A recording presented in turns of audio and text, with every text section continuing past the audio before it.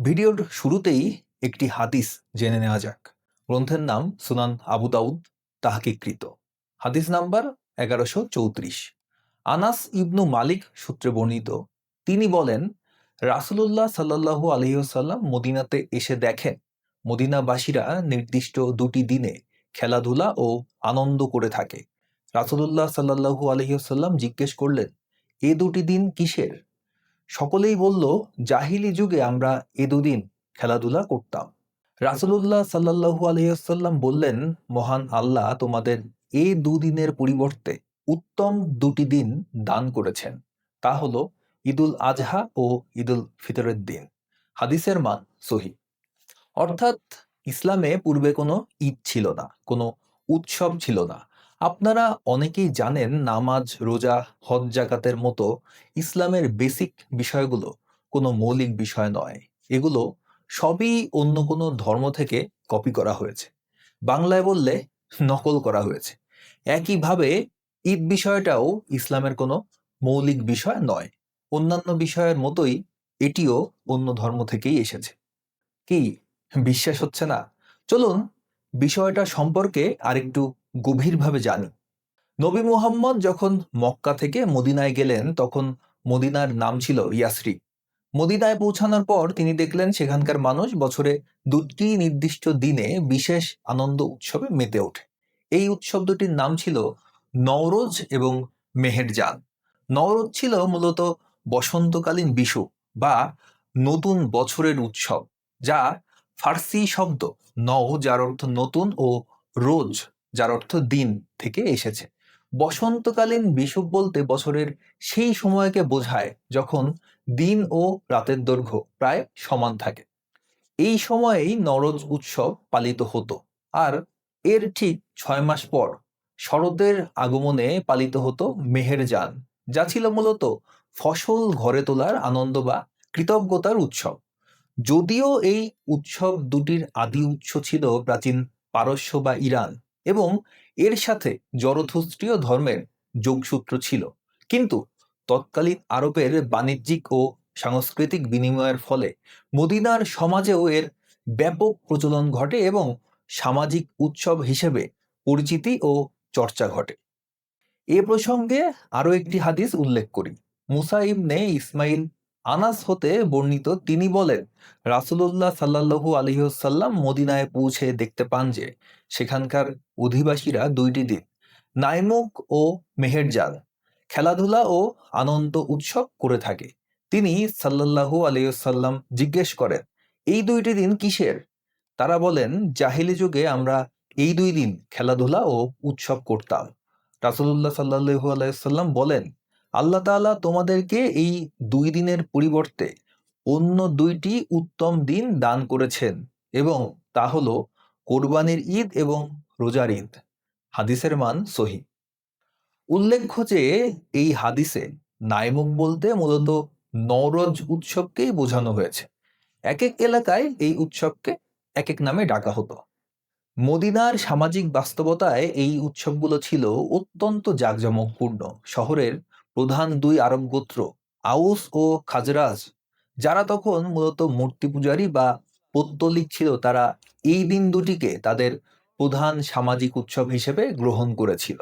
প্রসঙ্গত উল্লেখ্য যে মদিনা অর্থাৎ তৎকালীন ইয়াসরিবে বসবাসরত ইহুদি গোত্রগুলো যেমন বনু কুরাইজা, বনু নাদির এবং বনু কায়নুকা ধর্মীয়ভাবে তাদের নিজস্ব উৎসব পালন করলেও সামাজিক ও অর্থনৈতিক কারণে তারাও নওরোজ ও মেহেরজানের মেলা এবং আনন্দ আয়োজনে অংশ নিত।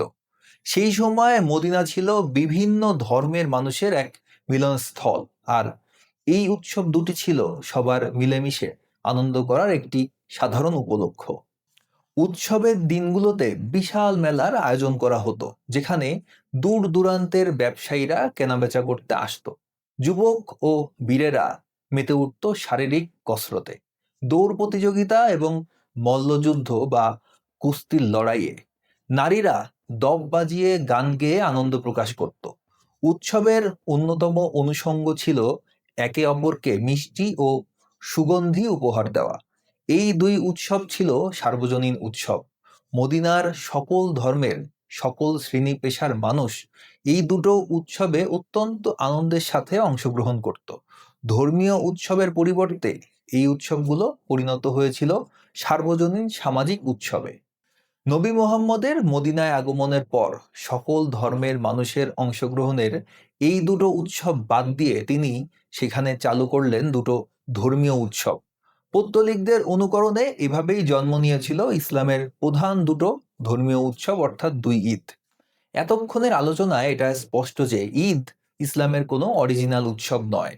ইসলাম আবির্ভাবের পূর্বেই মদিনার লোকেরা দুটো উৎসব পালন করত। তাদের দেখা দেখি ইসলামেও দুটো ঈদের প্রচলন ঘটে। এখন আসি ভিন্ন বিষয়ে। ঈদ কি আসলেই কোনো উৎসব?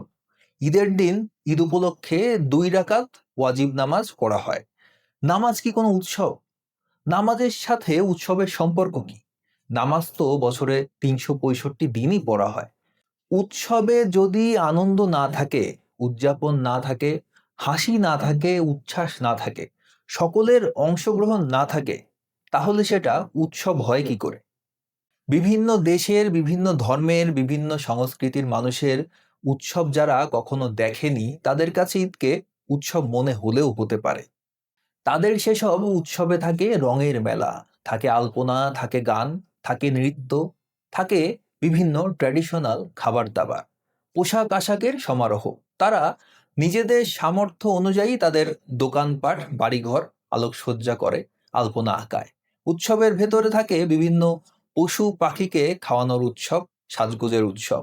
প্রাণী জগতের মঙ্গল কামনায় থাকে দৃষ্টিনন্দন র্যালি, বিভিন্ন স্থানে দলবদ্ধভাবে সঙ্গীত কিংবা নৃত্য। ঈদে কি এগুলোর একটিও আছে?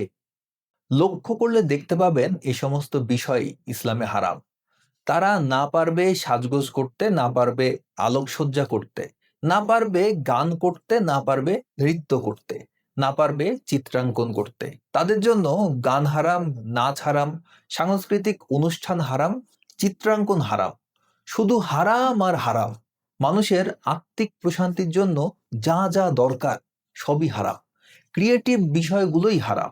ইসলামে কোনো ট্র্যাডিশনাল জামা কাপড় নেই, সাজগোজ নেই, নাচ গান নেই, খাবার দাবার নেই। এগুলো ছাড়া উৎসব কি হয়? ফেস্টিভ্যাল মানুষের মানসিক অবস্থার উপর গুরুত্বপূর্ণ প্রভাব ফেলে। একইভাবে গান, নৃত্য, চিত্রাঙ্কন মানুষের মনকে প্রশান্ত করে। ইসলাম আবির্ভাবের হাজার হাজার বছর আগে থেকেই মানুষ এগুলোতে অভ্যস্ত। তাই মাত্র 1500 বছর আগের কোনো মতবাদের পক্ষে হোমো স্যাপিয়েন্সের জিন থেকে এসব মেমোরি মুছে ফেলা অসম্ভব।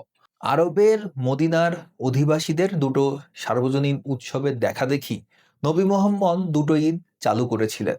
এটা মেনে নেওয়া কঠিন হলেও এটাই বাস্তব। ইসলামে এভাবেই ঈদের প্রচলন ঘটে। দর্শক, একটি গুরুত্বপূর্ণ তথ্য জানিয়ে রাখি, আমার লেখা বই ফেইথ মোবাইল প্রকাশিত হয়েছে। বইটি আপনারা ঘরে বসেই রকমারি থেকে কিনতে পারবেন। এছাড়াও অনুভব প্রকাশনীর ফেসবুক পেজে মেসেজ দিয়েও বইটি সংগ্রহ করতে পারবেন। বইটির রকমারি.com এর লিংক ডেসক্রিপশন বক্সে দেওয়া থাকবে। ভিডিওটি দেখার জন্য সকলকে ধন্যবাদ। ভিডিওটি ভালো লাগলে লাইক করুন, কমেন্ট করুন, শেয়ার করুন। অবশ্যই চ্যানেলটিকে সাবস্ক্রাইব করুন।